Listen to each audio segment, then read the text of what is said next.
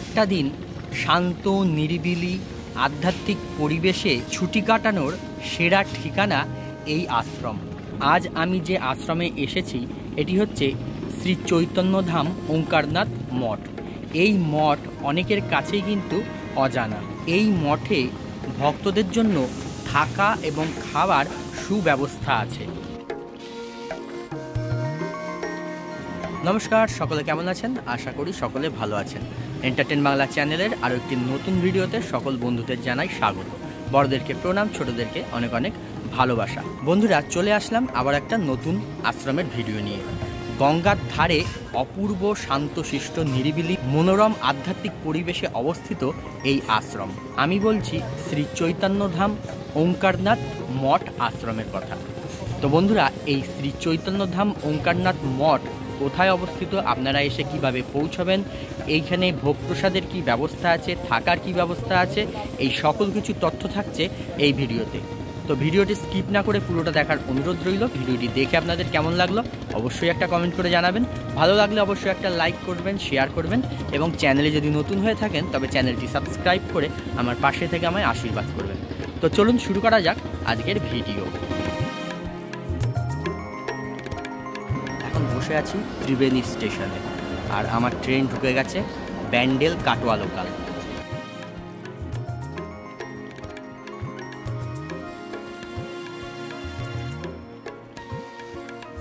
উঠে পড়েছি ত্রিবেণী স্টেশন থেকে 8টা 23-এর ব্যান্ডেল কাটোয়া লোকালে। আজকের আমার গন্তব্যস্থল নবদ্বীপধাম স্টেশন। নবদ্বীপধাম স্টেশনে যাওয়ার জন্য হাওড়া বা ব্যান্ডেল থেকে কাটোয়া লোকাল ধরে খুব সহজেই পৌঁছে যাওয়া যায় নবদ্বীপধাম স্টেশনে। এছাড়া শিয়ালদহ থেকে শিয়ালদা কাটোয়া লোকাল ধরেও আপনারা আসতে পারেন, বা শিয়ালদহ থেকে কৃষ্ণনগরে গিয়ে কৃষ্ণনগর ফেরিঘাট পার হয়ে নবদ্বীপধাম আসতে পারেন। আজকের গন্তব্যস্থলে যাওয়ার জন্য আমি চলে এসেছি নবদ্বীপধাম স্টেশনে। আমি নেমেছি 3 নম্বর প্ল্যাটফর্মে। এখন ওভারব্রিজ দিয়ে আমি যাব 1 নম্বর প্ল্যাটফর্মে। আর নবদ্বীপধাম স্টেশনে কিভাবে আসতে হবে এটা তো আপনারা কম বেশি সবাই জানেন। চলে এসেছি 1 নম্বর প্ল্যাটফর্মে। এখন 1 নম্বর প্ল্যাটফর্মের দিক থেকে এখন বাইরে বেরোবো। 1 নম্বর প্ল্যাটফর্মের দিক থেকে বাইরে বেরিয়ে এই পাশে দেখুন টিকিট কাউন্টার। এই টিকিট কাউন্টারের বাঁ দিকটা দিয়েই টোটো স্ট্যান্ড, এখান থেকেই টোটোয় উঠতে হবে। এইখান থেকে টোটোয় উঠে বলতে হবে শ্রীবাস অঙ্গন ঘাট যাব বা নয়নতারা ঘাট যাব। ভাড়া জনপ্রতি 20 টাকা। আমি এদিক দিয়ে আসলাম আর এই মোড়টায় নামলাম, সামনেই হচ্ছে শ্রীবাস অঙ্গন ঘাট। এখান থেকে এই যে বাঁ দিকে রাস্তাটা চলে যাচ্ছে, এই রাস্তায় সোজা চলে যাচ্ছে নয়নতারা ঘাট শ্রী ওঙ্কারনাথ আশ্রমে। এই যেখানে দেখুন লেখা আছে শ্রী চৈতন্যধাম ও ওঙ্কারনাথ মঠ। এইখান থেকে কয়েক পা এগুলোই হচ্ছে আজকের গন্তব্যস্থল শ্রী চৈতন্যধাম ওঙ্কারনাথ মঠ। চলে এসেছি আজকের গন্তব্যস্থল শ্রী চৈতন্যধাম ওঙ্কারনাথ মঠে। এই হচ্ছে শ্রী চৈতন্যধাম ওঙ্কারনাথ মঠ। আর এই মঠের সামনে থেকেই দেখুন এই যে সোজা ঘাট চলে যাচ্ছে, এই যে দেখা যাচ্ছে এইটি হচ্ছে এই আশ্রমেরই ঘাট, নয়নতারা ঘাট। তো চলুন এবারে প্রবেশ করা যাক আশ্রমে। মঠের সামনেই রয়েছে এই বিশাল বড় গেট। এই গেটটা কিন্তু কোনো অনুষ্ঠানের সময় খোলা হয় আর সব সময় বন্ধ থাকে। আর এই গেটের সামনে থেকে এই ঘাটের দিকে যেতেই এইদিকে আরও একটা গেট আছে। নিত্যদিন আশ্রমে এই গেট দিয়েই প্রবেশ করতে হয়। আর এই হচ্ছে সামনেই নয়নতারা ঘাট।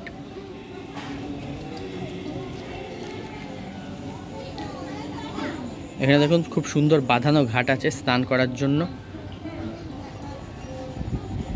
সামনে দিয়েই বয়ে যাচ্ছেন মা গঙ্গা।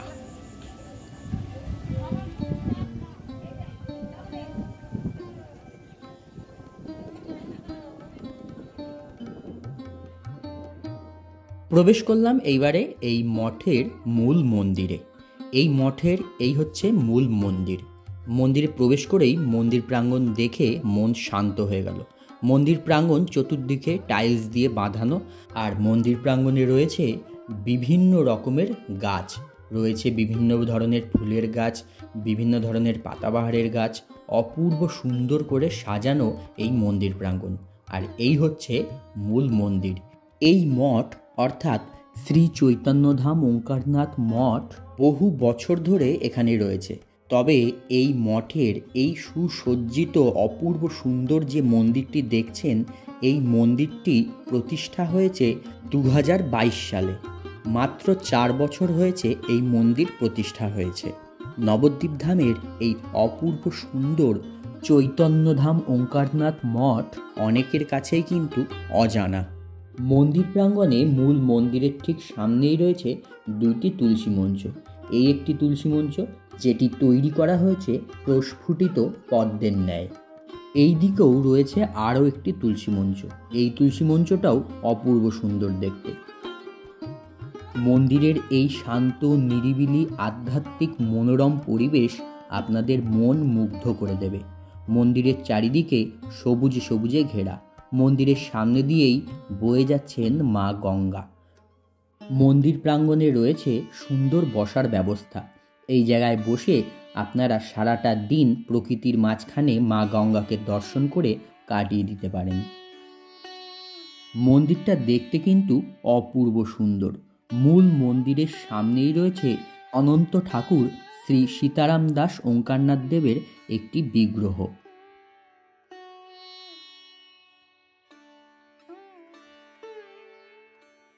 ঠাকুর সীতারাম দাস ওঙ্কারনাথ দেবের দুই দিকে রয়েছে শঙ্খ, চক্র, গদা ও পদ্ম, আর সামনে লেখা রয়েছে শ্রী চৈতন্যধাম ওঙ্কারনাথ মঠ। আর সামনেই দেখুন, এখানে রয়েছে শ্রী চৈতন্যদেবের অপূর্ব সুন্দর একটি চিত্র। প্রবাহমান নদীর ধারে গাছের তলায় বসে রয়েছেন শ্রী চৈতন্যদেব, আর শ্রী চৈতন্যদেবকে ঘিরে রয়েছে বনের বিভিন্ন অবলা জীবজন্তুরা। নদীর অপর পারে গাছের ডালে বাঁধা দোলনায় বসে আছেন রাধাকৃষ্ণ। চলুন বন্ধুরা, এইবারে যাওয়া যাক মূল মন্দিরে। এই হচ্ছে মূল মন্দিরের চূড়া, যে মন্দিরের গর্ভগৃহে বিরাজ করছেন শ্রী রাধাকৃষ্ণ। মূল মন্দিরে প্রবেশ করার জন্য রয়েছে 2টি প্রবেশপথ। মূল মন্দিরের পাশেই দেখুন, এইখানে রয়েছে মন্দিরের রন্ধনশালা, যেখানে ভগবানের ভোগ প্রস্তুত করা হয়। মূল মন্দিরে প্রবেশ করার 2টি গেট। এইটি হচ্ছে বড় গেট। এইটি সবসময় খোলা থাকে না, এটি কোনো অনুষ্ঠানের সময় খোলা হয়। ঠিক এর পাশ দিয়ে 2-1 পা এগিয়েই এইদিকে রয়েছে আরও একটি ছোট গেট। নিত্যদিন মূল মন্দিরে প্রবেশ করার জন্য এই গেটটি দিয়েই প্রবেশ করতে হয়। মন্দিরে প্রবেশ করে ডান দিকে হচ্ছে মন্দিরের মূল গর্ভগৃহ। গর্ভগৃহের সামনেই রয়েছে এই বিশাল বড় নাট মন্দির। নাট মন্দিরের পুরো ফ্লোর শ্বেত পাথর দিয়ে বাঁধানো রয়েছে। এইখানে বসেই ভক্তরা হরিনাম সংকীর্তন করেন। মন্দিরের গর্ভগৃহের সামনের এই নাট মন্দিরে, মন্দিরের গর্ভগৃহের ঠিক সোজাসুজিই রয়েছে গরুর দেবের এই মূর্তিটি। এছাড়াও রয়েছে শ্রী সীতারাম দাস ওঙ্কারনাথ দেবের বিভিন্ন সময়কার চিত্র।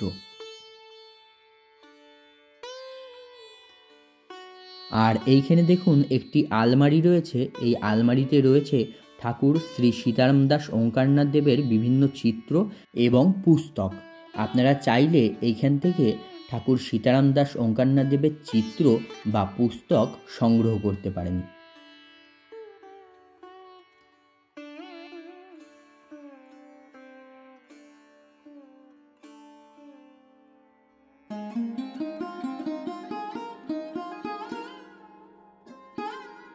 নাট মন্দিরের ওপরের দিকে তাকালে ছাদে দেখতে পারবেন এই অপূর্ব সুন্দর পদ্ম ফুলের ডিজাইন করা রয়েছে। আর গর্ভগৃহের সামনে রয়েছে এই অপূর্ব সুন্দর কারুকার্য। গর্ভগৃহে উঁচু শ্বেতপাথরের বেদির উপরে সুসজ্জিত সিংহাসনের মাঝখানে বিরাজ করছেন শ্রীকৃষ্ণ এবং শ্রী রাধিকা। শ্রীকৃষ্ণ ও শ্রী রাধিকার 2 পাশে রয়েছেন গৌর এবং নিতাই। সামনে রয়েছে গোপালের একটি বেশ বড় মূর্তি, আর রয়েছে নারায়ণ শিলা। এছাড়াও রয়েছে শিবলিঙ্গ।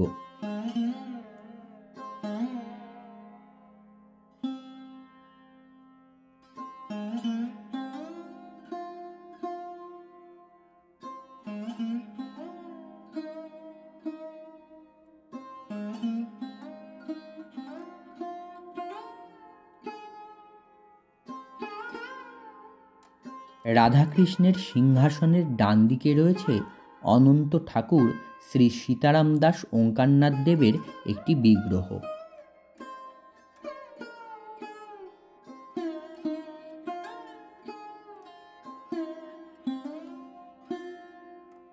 সিংহাসনের সামনে রয়েছে শিবলিঙ্গ, মা কালীর একটি চিত্র, আর সিংহাসনের বাঁদিকে রয়েছে গুরু পরম্পরার চিত্র। এছাড়াও রয়েছে আরও বিভিন্ন দেবদেবতার চিত্র। গর্ভগৃহের ঠিক সামনাসামনি রয়েছে একটি গেট, আর এইখান থেকেই উপরে উঠে যাওয়ার জন্য রয়েছে সিঁড়ি, আর এইখান থেকে উপরে উঠে গিয়ে আপনারা গঙ্গা দর্শন করতে পারবেন। আর এখানে দেখুন লেখাও রয়েছে গঙ্গা দর্শন। আর এখানে সিঁড়ি দিয়ে উঠতেই রয়েছে বজরংবলীর একটি মূর্তি। সিঁড়ি দিয়ে ওপরে উঠে চলে আসলাম মন্দিরের ছাদে, আর এইখান থেকে মূল মন্দিরের চূড়াটা দেখতে কি অপূর্ব সুন্দর লাগছে দেখুন।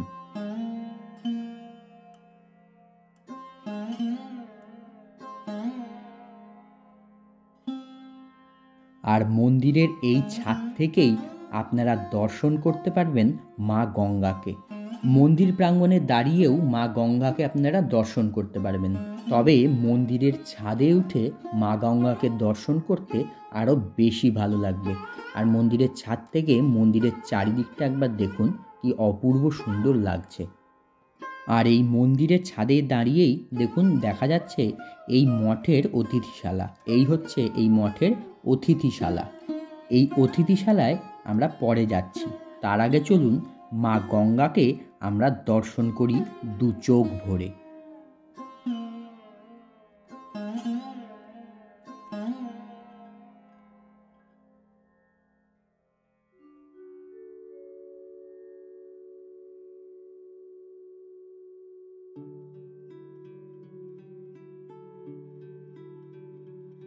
ওই যে দূরে দেখা যাচ্ছে দেখুন মায়াপুর ইস্কন মন্দিরের চূড়া। তবে যেহেতু কুয়াশা পড়ছে সেই কারণে একটু ধুঁয়ো ধুঁয়ো লাগছে, ভালো পরিষ্কার দেখা যাচ্ছে না। আর এই যে দেখুন গঙ্গাবক্ষে নৌকা ভেসে যাচ্ছে। নৌকায় করে লোকজন পাড়ি দিয়েছে মায়াপুরের উদ্দেশ্যে।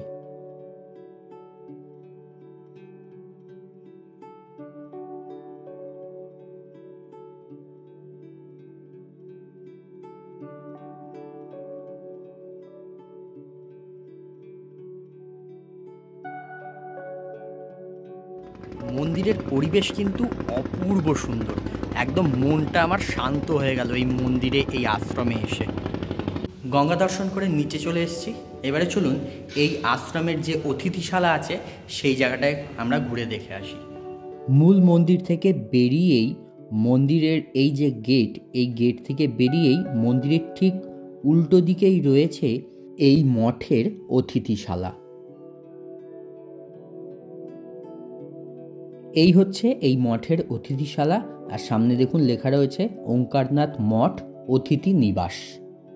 এর আগে আমরা মঠের যে মন্দির দর্শন করলাম, এই মন্দির নির্মাণ হওয়ার অনেক আগে থেকেই কিন্তু এই অতিথি নিবাস এইখানে রয়েছে।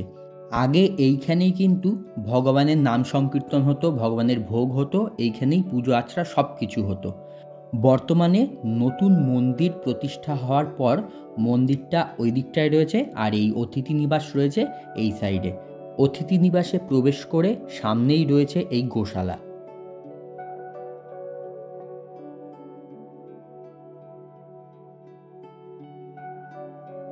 আর এই হচ্ছে অতিথি নিবাস। বিশাল বড় বিল্ডিং, 3 তলা বিল্ডিং। এখানে এসি, নন এসি সব রকমের ব্যবস্থা আছে, অ্যাটাচ বাথরুম, আর খুব পরিষ্কার পরিচ্ছন্ন। তো চলুন অতিথি নিবাসের ভেতরে প্রবেশ করে আমরা অতিথি নিবাসের যে রুমগুলো রয়েছে থাকার, সেগুলো একটু দেখে নিই।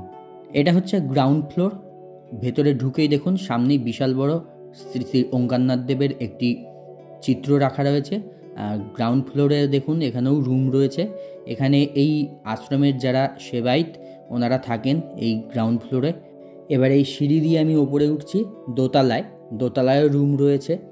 তো চলুন দোতলার রুমগুলোও আমরা একবার দেখে নিই। এটা 3 তলা একটি বিল্ডিং। দোতলাতেও রুম রয়েছে এবং 3 তলাতেও রুম রয়েছে। এই হচ্ছে দোতলা। দোতলার উঠেই সামনেই এরকম করিডোর, আর এখানেও দেখুন এখানেও রুম রয়েছে, এখানেও রুম দেয়া হয় অতিথিদের। এছাড়া দ্বিতলের এই রুমগুলোতেও এই মঠের যারা নিত্য সেবায়িতরা রয়েছেন ওনারাও থাকেন এখানে। আর এই দ্বিতলের এই করিডোরে দেখুন এখানে শ্রী শ্রী ঠাকুর সীতারাম দাস ওঙ্কারনাথ দেবের একটি বিগ্রহ রাখা রয়েছে। উনি একটি সিংহাসনে বসে আছেন, বিগ্রহটি দেখে মনে হচ্ছে একদম জীবন্ত।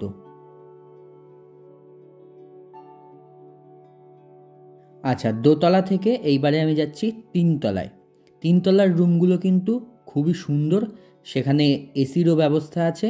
তো চলুন এবারে আমরা তিনতলার রুমগুলো একটু দেখে নিই। এই মঠের একজন সদস্য দেখুন, উনি আমাকে এই রুমগুলো দেখানোর জন্য নিয়ে আসলেন। তো উনি এখন আমাকে এই রুমগুলো খুলে খুলে দেখাচ্ছেন। দেখুন, ডবল বেডের এসি রুম, আর কিচেনও আছে এখানে। আচ্ছা, ল্যাট্রিন আছে, অ্যাটাচ বাথরুম আছে,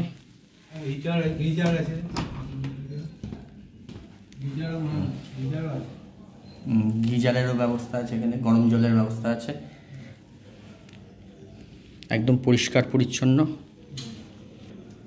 এখানে একটা টেবিল চেয়ার আছে, আলমারিও ব্যবহার করা যায়, তাই তো? আচ্ছা, 2 বেড, এসি রুম। আচ্ছা, এখানে এসি নন এসি দুটোই পাওয়া যায়? আচ্ছা, কত ভাড়া আছে এসি রুমের? কত ভাড়া? এসি রুমের পার ডে 1200 টাকা, আর নন এসি? এই রুম নিয়ে দিলেন 1000 টাকা, নিচের রুমগুলো একটু কম আছে, নন এসি নিলে 1000 টাকা। আচ্ছা আচ্ছা, মানে এইটা যদি এসি বন্ধ করে হ্যাঁ হ্যাঁ হ্যাঁ, তাহলে 1000 টাকা পাওয়া যায়। আচ্ছা, আর এসি দিতে এক্সট্রা 200 টাকা। আচ্ছা, যে রুম যে 3টে রুমে এসি আছে, আপনি এসি ব্যবহার করেন এক্সট্রা 200 টাকা লাগবে, যা নরমাল ভাড়া তার থেকে 200 টাকা লাগবে। আচ্ছা, এখানে থাকার এরকম ব্যাপার আছে যে কতদিন থাকা যাবে, এরকম কোনো বেঁধে দেওয়া আছে? লিমিট কিছু না। আচ্ছা, আর এখানে এসে যতদিন খুশি রেগুলার, আর থাকার খরচা দেন ভাড়া ডেইলি। আচ্ছা, আপনি থাকুন 1 মাস, আচ্ছা আচ্ছা, 2 মাস থাকুন, কি আচ্ছা, ঠিক আছে। কোনো বাইন্ডিংস নেই যে এতদিন পর ছেড়ে দিতে হবে। আচ্ছা আচ্ছা, এখানে ফ্যামিলি নিয়েও থাকতে পারে বা কেউ একা আসলে তাও থাকতে পারে। তার আধার কার্ডটা বাধ্যতামূলক। আর ড্রিঙ্ক করে ঢুকতে হবে, ড্রিঙ্ক করার জন্য। হুম হুম হুম, ড্রিঙ্কের লোক তো আসতাম না। হ্যাঁ হ্যাঁ, যেহেতু একটা আশ্রম, একটা আধ্যাত্মিক জায়গা, সেটা অবশ্যই। ঠিক আছে, ধন্যবাদ। রুম থেকে বেরিয়ে সামনেই রয়েছে এই ব্যালকনি, আর এই ব্যালকনিতে বসে আপনারা সরাসরি মা গঙ্গাকে দর্শন করতে পারবেন। আর এই দিকে রয়েছে এই মঠের মূল মন্দির। এই রুমে বসেই আপনারা মঠের এই মন্দিরটিও দর্শন করতে পারবেন।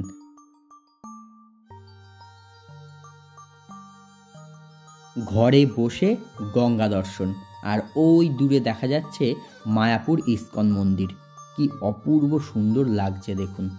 এই মঠে এসে আপনারা যতদিন খুশি থাকতে পারেন।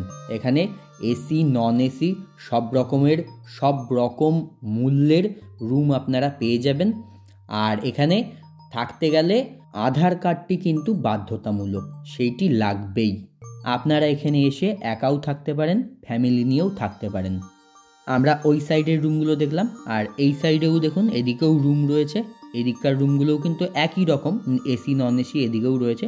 অপূর্ব সুন্দর, খুব পরিষ্কার পরিচ্ছন্ন, দারুণ একটা জায়গা। আচ্ছা বন্ধুরা, আমরা এই মঠের যিনি প্রধান, এখানে যিনি দেখাশোনা করেন, আমার পাশেই দেখছেন উনি দাঁড়িয়ে আছেন, তা ওনাকে আমরা পেয়ে গেছি। ওনার কাছ থেকে আমরা এই মঠ সম্বন্ধে কিছু কথা, কিছু তথ্য জেনে নেব। আমার নাম কিঙ্কর জনার্দন দাস। আচ্ছা বাবাজি, এই আশ্রম সম্বন্ধে আমার দর্শকদের যদি একটু কিছু বলেন। হ্যাঁ, বিষয়টা হচ্ছে এই যে এই নবদ্বীপে আমাদের সারা ভারতবর্ষে 100-র উপর মঠ আশ্রম ঠাকুর সীতারাম দাস ওঙ্কারনাথ দেবের রয়েছে। অখিল ভারত জয়গুরু সম্প্রদায়ের অন্তর্ভুক্ত সেই আশ্রমগুলো ঠাকুর ডেভেলপ করেছিলেন।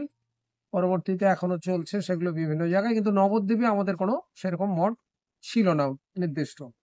তাও বিগত 1985-এর পর থেকে নবদ্বীপে একটা আশ্রমের মানে সম্ভাবনা তৈরি হয়।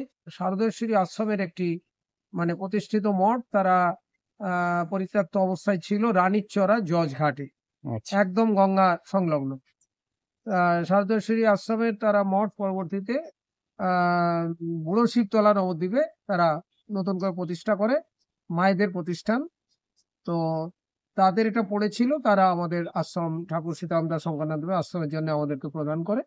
সেইখানটা আমাদের মঠ চালু হয়। প্রায় 15-20 বছর ওই মঠটা চলেছিল। আর পরবর্তীতে কোনো একটা পরিস্থিতির শিকার হয়ে মঠটা আমাদের হাতছাড়া হয়। আমরা আচ্ছা। ছেড়ে দিয়ে তখন এই জায়গাতে, এই নবদ্বীপ নয়নতারা ঘাট, এই গঙ্গা তীরে এই জায়গাটা আমরা নতুন ভাবে নিয়ে এই আশ্রম আমরা শুরু করি।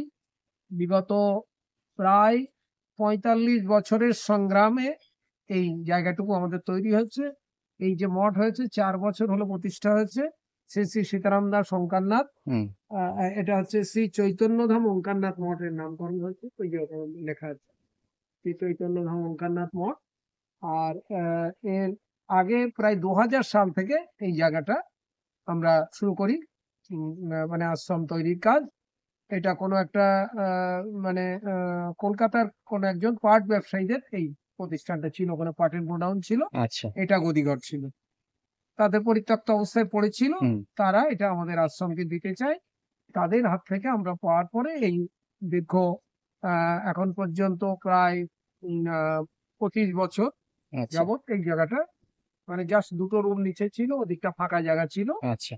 সেইটাকে নিয়ে ধীরে ধীরে ডেভেলপ করতে করতে এখানে প্রায় 8-10 খানা রুম, এখানে একটা হল ঘর, এখানে গোশালা, সামনে একটা ছোট্ট শিবের মন্দির, আচ্ছা। গঙ্গার ধারে গঙ্গার ঘাটটাকেও বাঁধিয়ে দেওয়া হয়েছে। হুম। আর ওই পাশে ওই মন্দিরের জন্য নির্দিষ্ট জায়গায় মন্দিরটা প্রতিষ্ঠিত হচ্ছে, রাধা মাধবের মন্দির। আচ্ছা। নিতাই গৌর প্রতিষ্ঠিত আছেন, সীতারাম দাস শঙ্করনাথ দেবের বিগ্রহ আছে। এই মঠের সমস্ত সেবা কার্য যেটা পরিচালিত হয়, এখানে যে আমাদের গেস্ট হাউস আছে সীতারাম দাস শঙ্করনাথ অতিথি ভবন, এইখানে থাকা বা বসতির ব্যবস্থা আছে। ভক্তেরা বা যাত্রীরা তারা এখানে আসতে পারেন। হুম। এখানে থাকার মানে সুব্যবস্থা আছে। প্রয়োজনে এসি রুমও আমাদের আছে, মানে এসি নন এসি সব রকমের ব্যবস্থা, গরম জলের ব্যবস্থা সবকিছুই আছে, হুম। বিছানাপত্র সবকিছুই আছে। যদি ভক্তেরা আসেন, এখানে এসে ভালোভাবে থাকা প্রসাদের ব্যবস্থা আছে, হুম। এখান থেকে ঘোরার ব্যবস্থা আছে। মায়াপুর ইস্কন আমাদের এখান থেকে ঘাট 3 মিনিটের দূরত্ব, ঘাট পেরুলেই মায়াপুর ইস্কন, হুম। সেটা দেখে দর্শন করে আসা যায়। এবং সারা নবদ্বীপে মহাপ্রভুর নিত্য যে লীলা ক্ষেত্রগুলো, এখানে একটা টোটো করে বেরোলে সুন্দরভাবে ঘুরে চলে আসা যায়। 2-3 দিন নবদ্বীপে আসলে পরে এটা খুব সুন্দরভাবে মানে নিয়ারেস্ট ক্যালকাটা হুম। ভালো একটা তীর্থ জায়গা, যেটা আন্তর্জাতিক তীর্থক্ষেত্রের সম্মান পেয়েছে। শ্রী চৈতন্য মহাপ্রভু সারা বিশ্বব্যাপী যে নামের প্রচার তিনি চেয়েছিলেন, সেটা ইসকনকে কেন্দ্র করে বা বিভিন্ন অন্যান্য সংগঠনকে কেন্দ্র করে সেটা হয়েছে। এবং হুম। প্রচুর সংখ্যায় মানুষ দোল পূর্ণিমার সময় এবং রাসের সময় এইখানে এসে উপস্থিত হন, এখানকার তারা উৎসবের আনন্দ নেন। আচ্ছা। 1 মাস যাবত আমাদের এখানে প্রতি কার্তিক মাস নিয়ম সেবার মাসে অখণ্ড নাম সংকীর্তন চলে। আচ্ছা। প্রচুর ভক্ত সমাবেশ হয়, প্রসাদ পায় এবং অখণ্ড নাম চলে। এই হচ্ছে আমাদের মোটামুটি আশ্রমের বিষয়টা বললাম। যে কোনো ভক্ত তারা এখানে আসতে পারেন। কম পয়সা বেশি পয়সা সব ধরনের ঘর আছে। বেশি সংখ্যায় মানুষ হলে 100 টাকা মাথা পিছুও আমাদের থাকার ব্যবস্থা আছে। আচ্ছা। আর তারপরে 400, 500, 600, 800, 1000, 1200 সব ধরনের হুম। এসি নন এসি সব ধরনের ঘর আমাদের আছে। হুম। সব ধরনের মানুষের জন্যই এখানে পরিষেবা দেয়া যেতে পারে। মানুষরা এসে পরিষেবাটা পেতে পারেন আরকি। আমরা অনুরোধ করব, পরীক্ষা প্রার্থনীয় সমস্ত ভক্তদের আমরা আমন্ত্রণ জানাচ্ছি, তারা এখানে আসুন। এই মঠের যে প্রাকৃতিক দৃশ্য এবং এখানকার এই ঠাকুরের যে অলৌকিক কৃপায় প্রতিষ্ঠিত এই মন্দির, হুম। আপনারা দর্শন করুন, প্রসাদ পান এবং মহাপ্রভু লীলাক্ষেত্র দর্শন করে আপনারা আনন্দ লাভ করুন। আচ্ছা, কি কি অনুষ্ঠান হয় এখানে? এখানে আমাদের প্রতি বছরে মন্দিরটা প্রতিষ্ঠা হয়েছে, বিগ্রহ প্রতিষ্ঠা জগন্নাথের রথযাত্রার দিন, সেই একটা বিগ্রহ প্রতিষ্ঠা উৎসব বড় করে হয়। এছাড়া গুরু পূর্ণিমা উৎসব হয়, এছাড়া রাধাষ্টমীও পালন করা হয়। এরপরে থাকে আমাদের হচ্ছে ঠাকুর সীতারাম দাস শঙ্করনাথ দেবের আবির্ভাব তিথি, ফাল্গুন মাসের দিকে সাধারণত পড়ে, হুম। ওঙ্কার পঞ্চমী, আচ্ছা। সেইটা বিশেষভাবে পালন করা হয়। আচ্ছা। আর দোল এবং রাস এই দুটো সময় এখানে অনুষ্ঠান থাকে। আচ্ছা। কার্তিক মাসটা পুরো 1 মাস যাবত মানে আমাদের উৎসব চলে আর কি, আচ্ছা। অখণ্ড নাম সংকীর্তন চলে, অনেক ভক্তরা আসেন যান, থাকেন, প্রসাদ পান।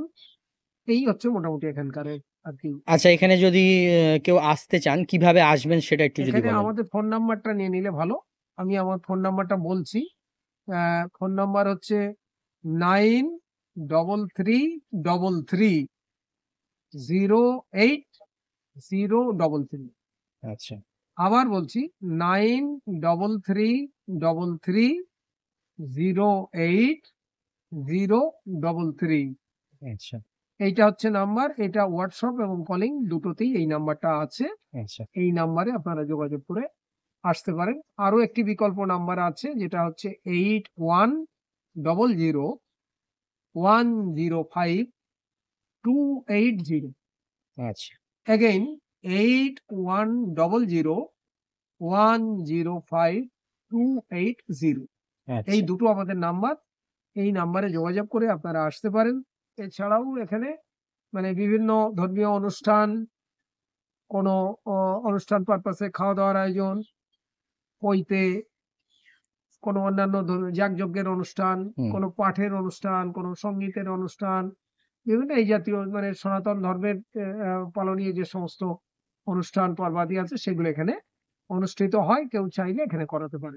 আচ্ছা আচ্ছা আর এখানে প্রসাদ পাওয়ার ব্যাপারে আপনাকে সকাল 8টার মধ্যে খবর দিতে হয়, কারণ সকাল 8টা থেকে আমাদের ভোগ প্রসাদের আয়োজন শুরু হয়। আচ্ছা দিনের দুপুরের মধ্যে প্রসাদ পেলে সকাল 8টার মধ্যে বলতে হয়, আর রাত্রেরটা হচ্ছে বিকাল 4টের মধ্যে বলতে হয়। আচ্ছা দুবেলা প্রসাদ নিলে পরে 150 টাকা এখানে এখন পর্যন্ত মিনিমাম আর কি একটা কস্টিং প্রাইস ধরা হয়। আচ্ছা সকালে জল খাবার নিলে আরেকটু বাড়ে আর কি। আচ্ছা জয় শ্রী গুরু মহারাজ জিউ কি জয়, জয় শ্রী গুরু মহারাজ জিউ কি জয়। নিতাই গৌর হরি বল। শ্রী শ্রী সীতারাম দাস শঙ্করনাথ দেব কি জয়। জয় জয় শ্রী রাধে। রাধে রাধে, ধন্যবাদ। তো বন্ধুরা, এই আশ্রমের যিনি সেবায়িত, ওনার কাছ থেকে আমরা এই আশ্রম সম্বন্ধে সমস্ত তথ্য জেনে নিলাম। তো এবারে আমি এইখানে দুপুরবেলায় প্রসাদ পাওয়ার জন্য কুপন সংগ্রহ করেছি। কুপনের মূল্য হচ্ছে 100 টাকা। তো সেই প্রসাদ কি থাকবে প্রসাদে সেটাও আপনাদের দেখিয়ে দেবো। এখন সময় হয়েছে বেলা 12টা বেজে 30 মিনিট। ভগবানের ভোগ নিবেদন করা হয়েছিল বেলা 12টার সময়। ভগবানের ভোগ নিবেদনের পর এইবারে শুরু হলো ভগবানের ভোগ আরতি। ভগবানের ভোগ আরতি হওয়ার পরেই ভোগ প্রসাদ বিতরণ করা হবে।